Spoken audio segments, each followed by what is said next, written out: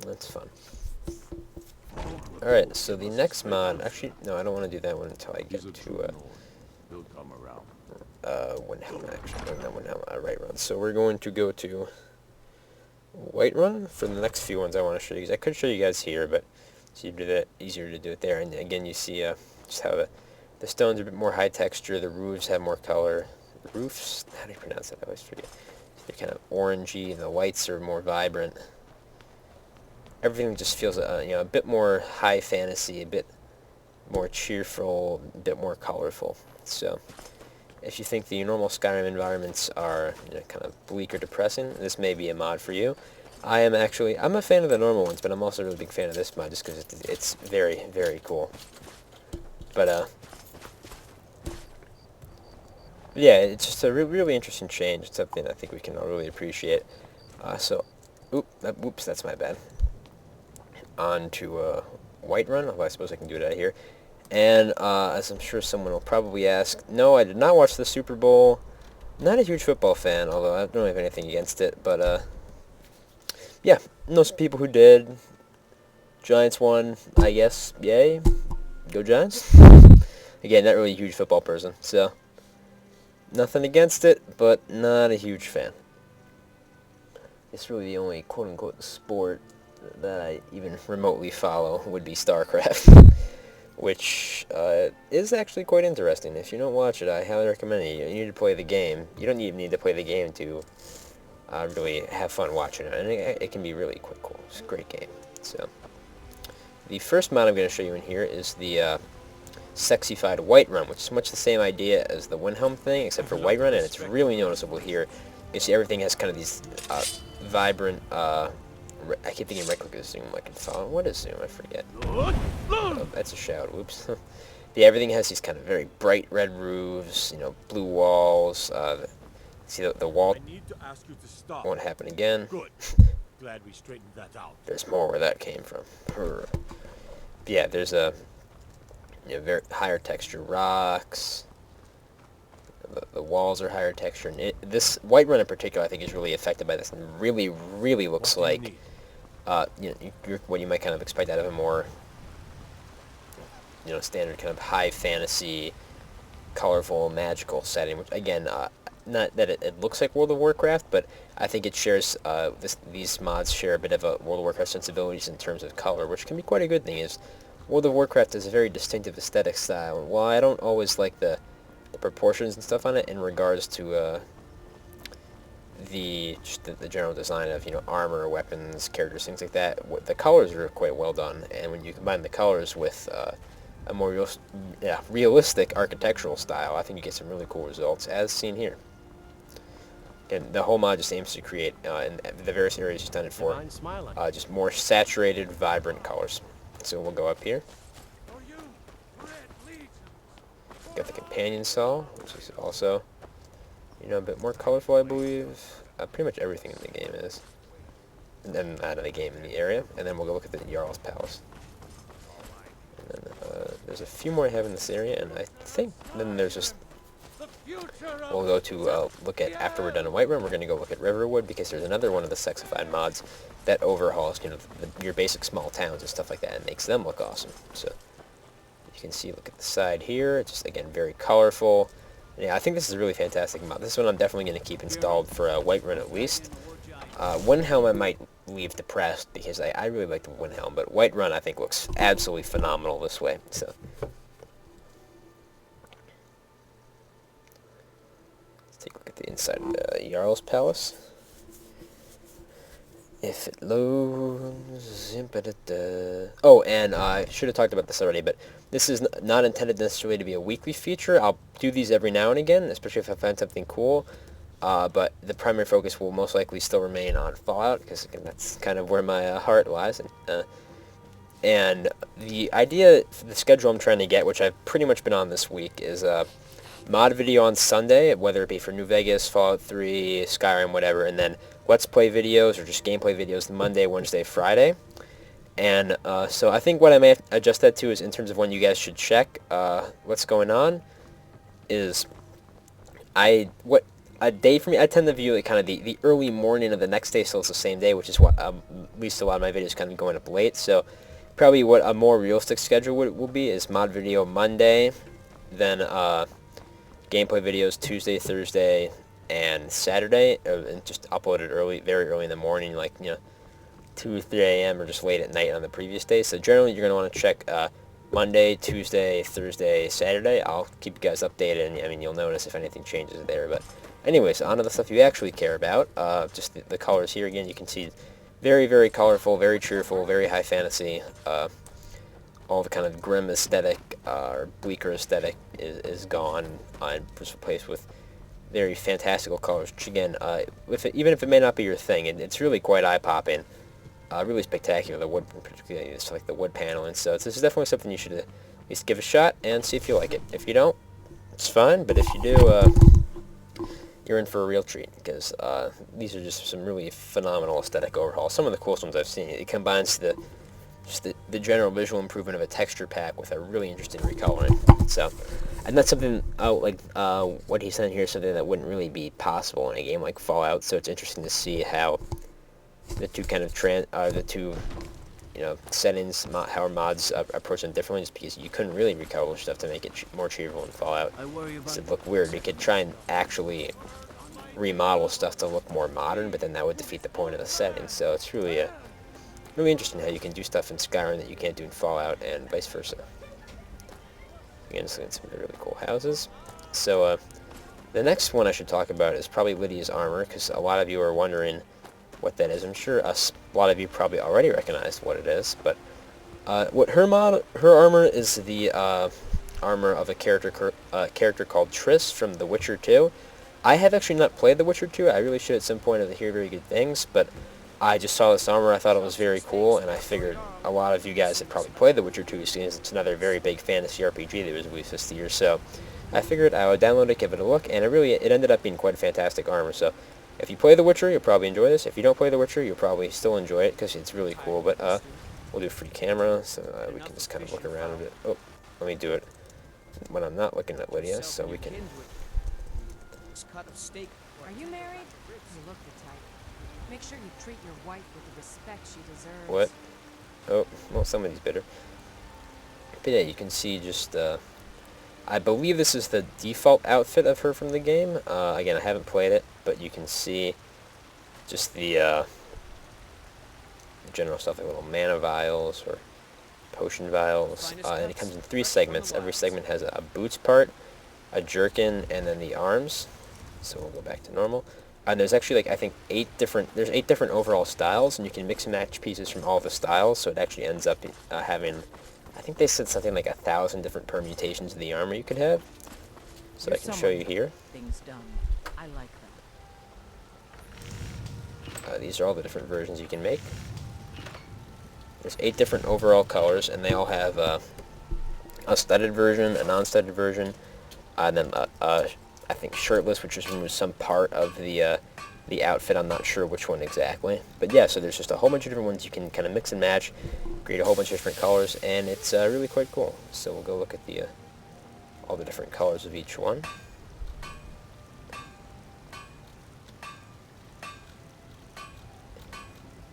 And yeah, just a very cool armor overhaul.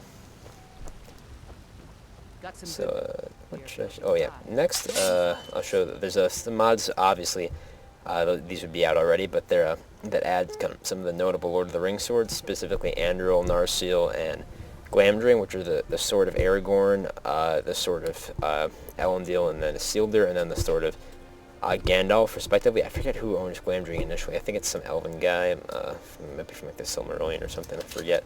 But anyways, these are just really cool looking swords. If you're a Lord of the Rings fan, you'll also like them because you're a Lord of the Rings fan. But they're pretty cool in general. This, I believe, is Glamdring, right here.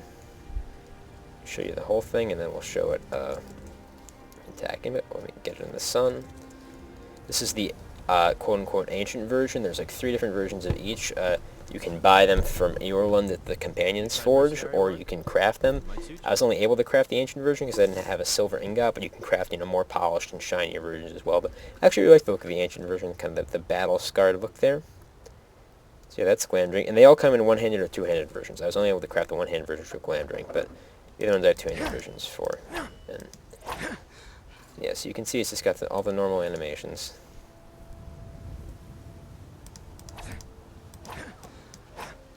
Basically, just a very cool sword.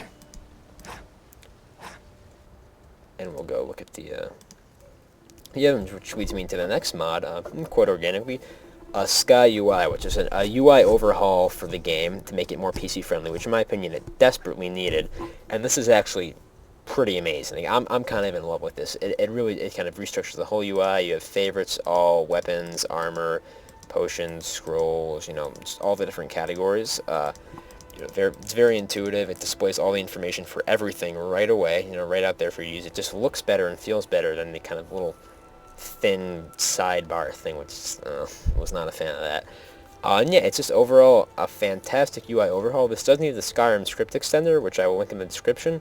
Installed the same way as the New Vegas script extender. If you don't know how to install it, there's a README. It's really easy. You have a filter. You can just type in stuff in there. Let's see if we can type in. Yep, see, type in a word and it finds it. So yeah, this is something that the game should have had all along. So I felt that the UI was one of the most disappointing parts because it really felt like a console UI instead of something that had been designed to maximize the potential of the PC. So this is something that's a lot better and will make your life a hell of a lot easier in my opinion. So yeah, this is something pretty much everyone playing Skyrim on a PC should have, as I can't imagine anyone who would want to deal with the normal UI of the game when you could have this. It's just quite simply worlds apart. Or streets ahead, as one might say. Anyways, we now have Andoril. Oh, crap. Oh, I almost attacked the card there. That would not have been good. Alright, let's go into free camera. I'll look at Andoril. And this is the reforged Narsil, so the two of them are going to look similar, but yeah, you can see the swords are just quite high-resolution textures. They're very good-looking. And you can craft whole different versions, and they have all the proper Lord of the Rings runes on them and stuff. And they're just generally pretty badass. I need to get some more. I'm not going to attack anybody by accident. The game is intended on making difficult for me, it would seem. Now we'll look at the one-handed version.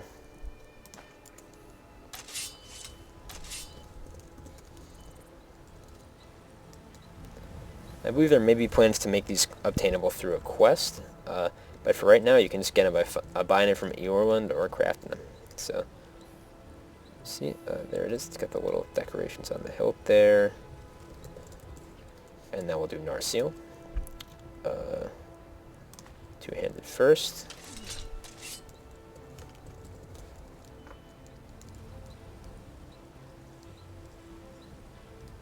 Doesn't have the runes because the runes were added by the elves when they reforged it. So you can use kind of some of the subtle differences there. You can also, I believe, get the shards of Narsil or forge them, which makes like a dagger type thing. But I don't have that at the moment. And you can see just kind of a simpler design. But still a really cool looking sword because they were very well designed for the movies. So they look pretty awesome in Skyrim. Yeah, that's all the Lord of the Rings swords. Let's just there you go. Pretty standard sword animations. And there's one other thing I want to show you of Sky UI, which is the improved trading interface, which is literally, there's no comparison. It's amazing. Like look, the way it's set up now is you have you have the seller here, and then the buyer here. The exchange interface works the same way. Like if you want to exchange something with Lydia, she'll be here, you'll be there, and you just swap inventories back and forth, and it's so much easier to navigate. It's so much nicer. Like I can do orc and just find all the orcish stuff. This is really just amazing. So again, I can't stress this enough. Everyone should have this mod if you're playing on it. This is one of the quality of life mods that just makes the game so much better than with such small change. Well, not small changes, but some changes. It's not any kind of huge sweeping overhaul to game areas, quests, companions, stuff like that. It's just a UI overhaul that it makes such a huge difference. So really, yeah, everyone should try this mod. It's absolutely fantastic. Alright, sorry for the skip there. I had to pause really quick. Anyways, the next mod I have to show you guys is called the Dovahkiin's Hideout, and it is a player home that's accessible from any of the normal player homes in the game. It's kind of an addition to them almost, and I'll show you. So we'll go inside the player home here. And so maybe we need to explore some of the other player homes, because I only have this one. Well, it's nice, and I was kind of curious as to what the other ones are. So you go to it adds a little trapdoor in every player house you can go into. I see you go in right there. And this makes you a complete player home. It has display cases, tons of bookshelves, which is someone who loves the bookshelves I'm very, very excited about. All the different shrines in the game, alchemy tables, enchanting tables, and display mannequins. Basically, just a really, really cool player home. So you see, it has doors from every home in the game. Incidentally, I actually don't know what that home is. I need to look that up because if Dwarven home sounds pretty nuts. But anyways, you can show some of the different stuff. This is a mannequin room. These guys you can just put crap on and they'll wear it. Oh, what do I have? We'll give them the fine clothes and the fine hat. And I'm not actually sure they'll carry a weapon. Let's give them a weapon. Oh, only armor. Thought so. So, yep, you see, now he's wearing clothes, so you can just store all your weapons, or store all your armor on these guys. So you have tons of weapon racks. You can keep, instead of keeping all your stuff in a chest, you can actually keep it out on individual guys and take it as you want, which is pretty cool, actually. It's a better way of doing it, I think, although a bit more time-consuming, but it's more intuitive. So you have a huge, complete forge in here, complete with, resources, ingots, workbench, pretty much everything you need. Chests. And yeah, here's the enchanting table, the alchemy table, and just kind of a whole bunch of useful crafting areas in here. So all the crafting you need to do, you can do right from here. These display cases to put stuff in, with a little velvet padding, which I think is pretty cool. Yeah, you can see another mannequin here. You have the obligatory Jarl throne, complete with, casual Jarl slouch. So that's nice. Tons more weapon racks. So we have the little shield rack there. You can put your shield on it, or you can put a weapon on it. And we'll put two-handed andrel. I think we can put it on here. Yep. And yeah, so you can kind of hang up your swords there. Now we're going to go down to the other area, which is kind of the living space. That's like the practical stuff, and down here is where you can kind of the more, just role-playing or just goofing around area. So you have your own personal bar.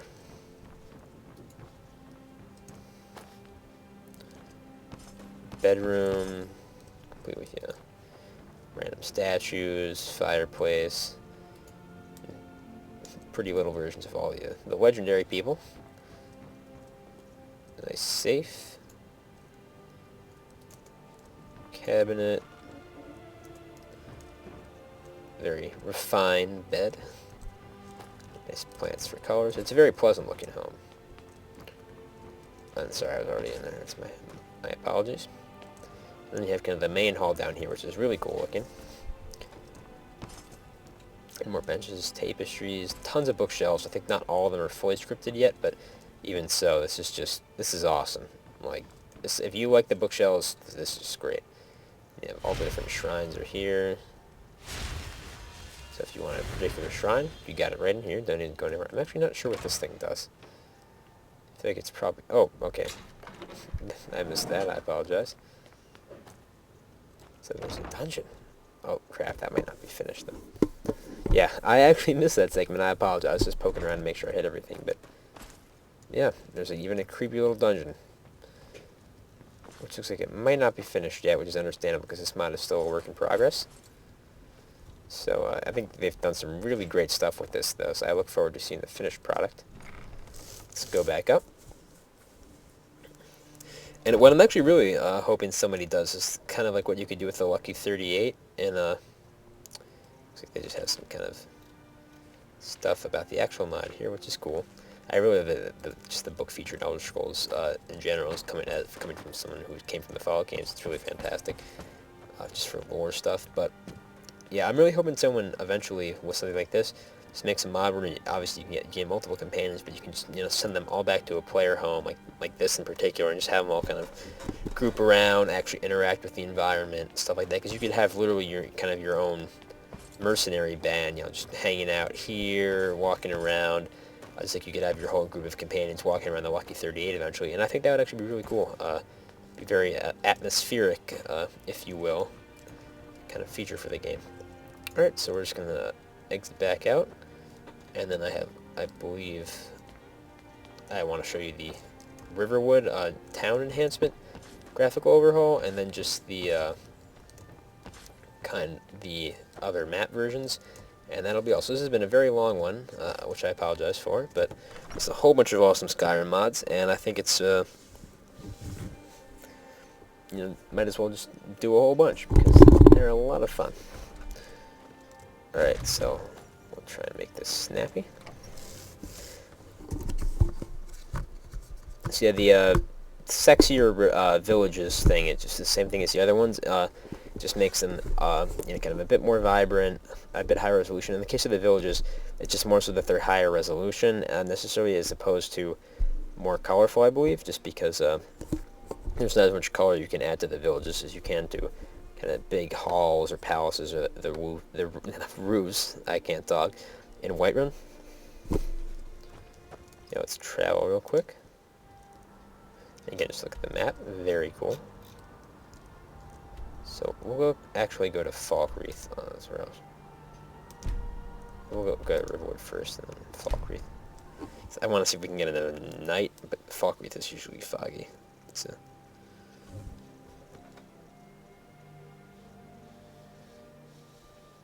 If you didn't know, you can spin these just by holding down left mouse button and moving the mouse around. I figure most people know that by now, but just in case you don't.